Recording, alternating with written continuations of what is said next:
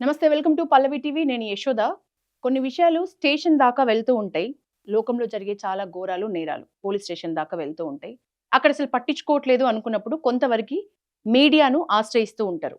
అట్లా మీడియాని ఆశ్రయించినప్పుడు మనం చూస్తూ ఉంటే కొన్నైతే చెప్పడానికి, వినిపించడానికి, చూపించడానికి అసలు మంచిగా అనిపియదు. జుగుప్స అనిపిస్తది. మంచిగా అనిపియదు కాదు, జుగుప్స. జుగుప్సాకరంగా ఉంటాయి. కానీ ఇవి చిన్న విషయాల్లాగా మనకు కనిపిస్తున్నా రాను రాను ఎట్లాంటి పెద్ద టర్న్ అయినా ఇవి తీసుకోగలుగుతాయి. అట్లాంటి ఒక ఇన్సిడెంటే ఈరోజు పల్లవి టీవీకి వచ్చింది. అదేంటంటే మొదట ఒక ఆడియో విందాం మనం. ఆడియో విన్నాక మాట్లాడుకుందాం. ఫస్ట్ ఆడియో వినండి.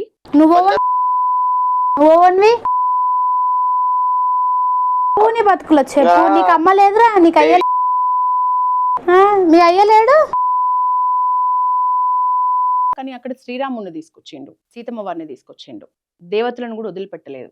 మాట్లాడిన వ్యక్తి ఎవరో కాదు, ఒక మతానికి సంబంధించిన, ముస్లిం మతానికి సంబంధించిన ఈ వ్యక్తి. ఇతన్ని ఎట్లా దూరకబట్టిండంటే, అసలు ఇన్సిడెంట్ ఏమైందంటే, ఒకరోజు 22వ తారీఖు కాచిగూడ ఏరియాకు సంబంధించి ఒక పర్సన్కి కాల్ వచ్చింది.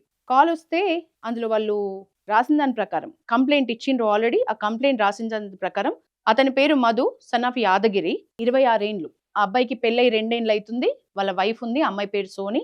ఆ అమ్మాయి ఇంట్లో ఉంది. 22వ తారీఖు, జూన్ 22వ తారీఖు అతనికి 11:30 ఆ ప్రాంతంలో నైట్ కాల్ వచ్చింది.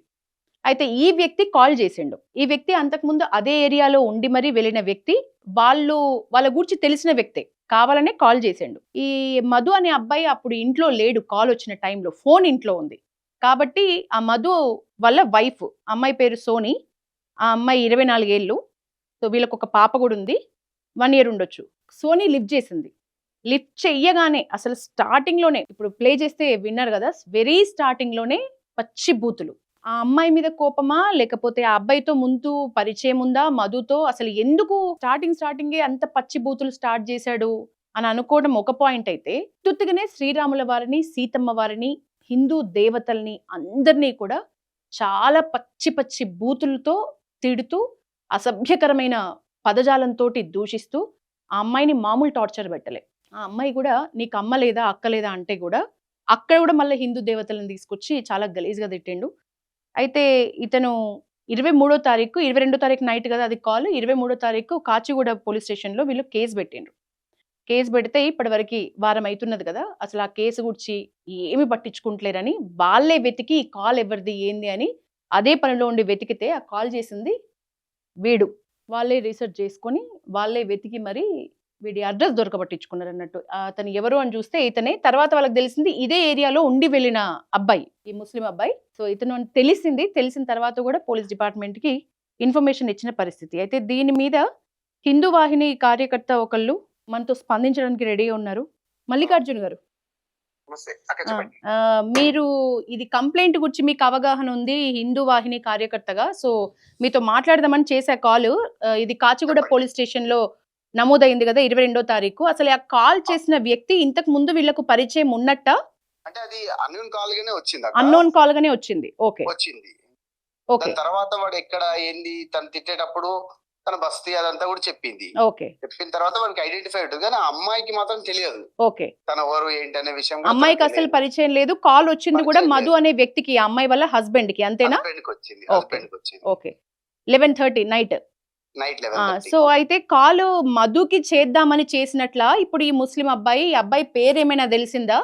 ఆ అబ్బాయి పేరు అంటే వీళ్ళు అక్కడ ఉండిపోయింది కాబట్టి వీళ్ళు అట్లా ఆ రకంగా ఐడెంటిఫై చేసిన తర్వాత. ఓకే.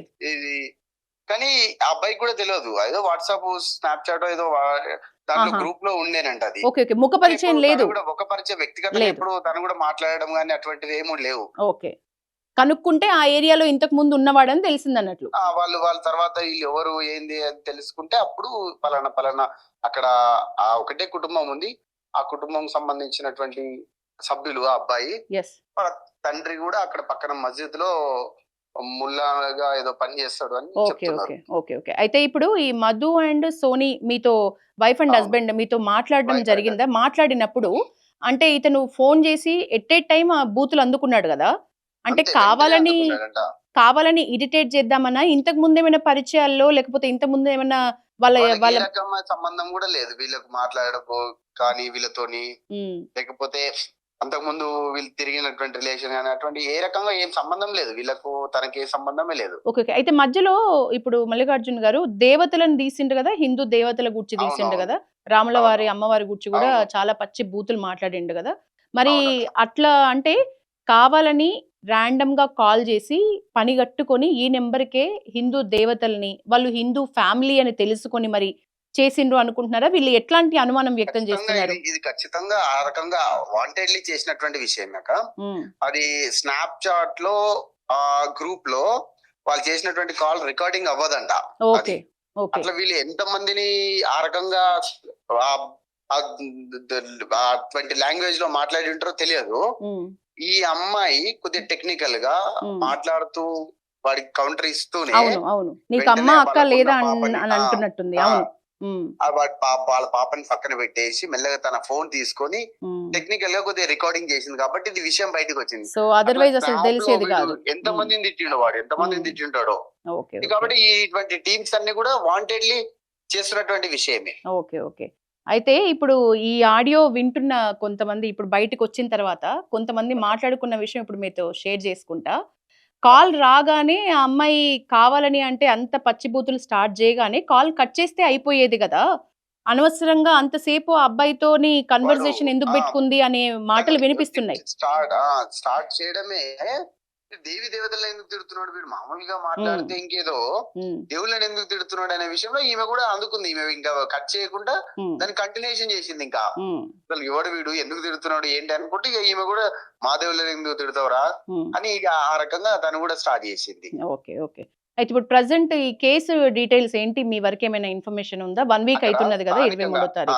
అయితే వాడు గురువారం ఎప్పుడు అయిందంట, శుక్రవారం ఏదో రోజు మీరు కంప్లైంట్ చేశారు. మళ్ళీ తర్వాత శనివారం ఏదో వాటి అబ్బాయిని వెళ్తుంటే ఒక 4 వెంబడించి కొట్టిరు అంటే మళ్ళీ పిఎస్కి వెళ్తే వాళ్ళకు సీసీ ఫుటేజ్ లేదు. ఇవన్నీ అసలు ప్రశ్నకు సమాధానం లేనటువంటి జవాబులు వాళ్ళ పోలీసు. అర్థం కాలే ఎవరెవరిని కొట్టిండ్రు. ఈ అబ్బాయి ఎవరైతే అబ్బాయి ఆ ఫోన్ మధు అబ్బాయిది ఉంది కదా, అవును, ఆ అబ్బాయి వీళ్ళు ఈ కన్వర్జేషన్ జరిగిన తర్వాత కంప్లైంట్ ఇచ్చారు పోలీస్ స్టేషన్ లో. కంప్లైంట్ ఇచ్చిన నెక్స్ట్ డే ఈ అబ్బాయి వెహికల్ లో వెళ్తూ ఉంటే మధు వెళ్తూ ఉంటే మలక్పేట దగ్గర కొత్త బ్రిడ్జ్ దగ్గర 4 వ్యక్తులు పట్టుకొని కొట్టిరుతానండి.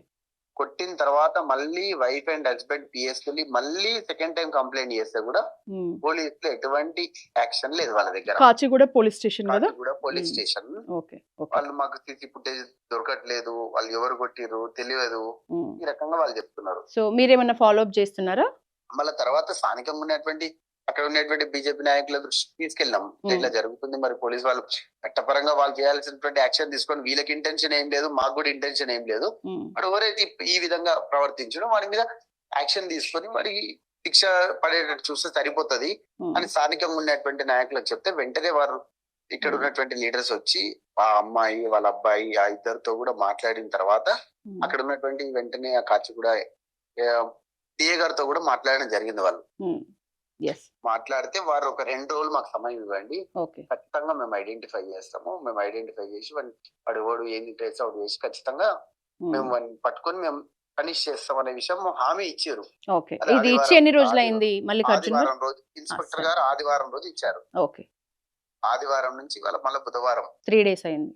3 డేస్ అవుతుంది, ఇప్పటిదాకా లేదు. ఎస్ఐ మళ్ళా లీడర్లకు ఫోన్ చేసి ఇంకా 2 రోజులు టైం పోవాలా, ఇంకా 2 రోజులు, ఈ రకంగానే అంటున్నారు. మీకు ఏమైనా డౌట్స్ ఉన్నాయా అటు నుంచి మేనేజ్ చేసుకోగలుగుతున్నారు వాళ్ళు అని? చాలా క్లియర్ గా మేడం, మేనేజ్ అనేది కాదు, పోలీస్ యంత్రాంగం పూర్తిగా ఎవరైతే కంప్లైంట్ మైనారిటీస్ ఇటువంటి సంభాషణలు చేసినా దాడులు చేసినా ఎక్కడ ఎంటైర్ సిటీ మొత్తం చూసినా కూడా కంప్లైంట్ ఇచ్చినటువంటి వ్యక్తులను భయభ్రాంతులకు గురి చేయడం, పోలీసు వాళ్ళు కాదు, మైనారిటీస్ ఇంకెవరో కాదు, పోలీసు వాళ్ళు భయభ్రాంతులకు గురి చేయడము, దాంతో పాటుగా కంప్లైంట్ ఇచ్చినటువంటి వ్యక్తిని ఇబ్బంది పెట్టడం ఈ రకంగా 1-2 కాదు మా దృష్టి. ఇప్పుడు ఇవాళ రేపు ఇప్పుడు ఇవాళ కూడా ఒక కేసు వచ్చింది ఇదే రకంగా ఉంది. ఎవరైతే మా మీద దాడి జరిగిందని చెప్పడానికి వెళ్ళిరో వాడు ఏం చెప్తున్నాడు, మీరు వాడి మీద దాడి చేశారు, మీ మీద కంప్లైంట్ చేసాం అంటున్నారు. ఇది ఈ పోలీస్ వాళ్ళు ఈ మైనారిటీస్ దాడి చేసిన తర్వాత వాళ్ళ మీద కంప్లైంట్ తీసుకోవడానికి లేరు. చట్టాన్ని కాపాడడానికి ఉన్నారా లేకపోతే ముస్లింలను కాపాడడానికి ఉన్నారా అర్థం అవ్వట్లేదు. ఎంటైర్ స్టేట్ లో ఇదే జరుగుతుంది. థ్యాంక్ యూ మల్లికార్జున్ గారు. ఇది మొత్తానికి అంటే విషయం ఇక్కడ ఒకటి మనందరం జాగ్రత్తగా ఉండాల్సిన విషయం ఏంటంటే ర్యాండమ్‌గా కొన్ని నంబర్స్‌ని సెలెక్ట్ చేసుకొని, అది తప్పకుండా హిందూ ఫ్యామిలీసో, హిందూ అమ్మాయిలో, హిందూ అబ్బాయిలో రెచ్చగొట్టే విధంగా మాట్లాడుతూ రాక్షసానందం పొందుతున్నట్లే ఇప్పుడు ఈ రకంగా. కాన్ఫిడెన్స్ కనిపిస్తుంది గదా! ఈ అబ్బాయిలో. ఈ కాన్ఫిడెన్స్ తన మతం వరకి చాలా గౌరవించుకుంటూ, చాలా రెస్పెక్ట్‌ఫుల్‌గా ఉంటూ, తన ఇతర మతాల్ని గూడా మత సామరస్యం పాటించే విధంగానో, ఇతర మతాల్ని గూడా మినిమమ్ రెస్పెక్ట్ చేసే విధంగా ఉంటే, ఈ కాన్ఫిడెన్స్ మనకు చాలా అందంగా కనిపించేది. పని బడా ఒక స్నాప్‌చాట్ నుంచే కాల్స్ జేసి, అవి రికార్డ్ చేసేటట్టు ఉండదు గాబట్టి, దొరకమని అనుకుంటూ, ఇట్లాంటి వ్యవహారంతోటి రాక్షసానందం పొందుతూ, మళ్ళీ ఈ లెవెల్ కాన్ఫిడెన్స్ అన్నమాట.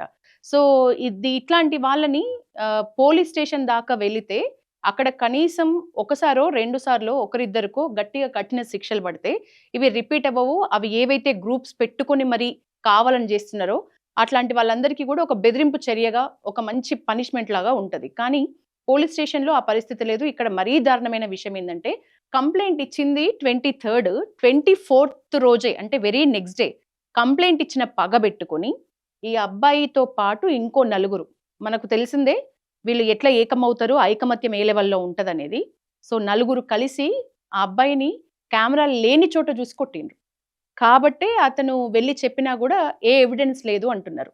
ఎవిడెన్స్ ఉన్నా లేకపోయినా ఒక కాల్ రికార్డింగ్ అయితే ఎనఫ్. ఈ కేస్‌ని చాలా స్ట్రాంగ్‌గా తీసుకోవాలనుకుంటే. కాల్ రికార్డ్‌ని పట్టుకొని ఇతనెవరో కూడా వాళ్ళే వెతికి పెట్టి మరి పోలీసుల ముందు పెట్టినా గూడా తగిన చర్యలైతే లేవు కాచిగూడ పోలీస్ స్టేషన్‌లో అని ఇప్పుడు మనకి హిందూ వాహిని కార్యకర్త మల్లికార్జున్ చెప్తున్న పరిస్థితి. అలాగే కంప్లెయింట్ గూడా వాళ్ళు ఇచ్చి వారం దాటుతున్న పరిస్థితి.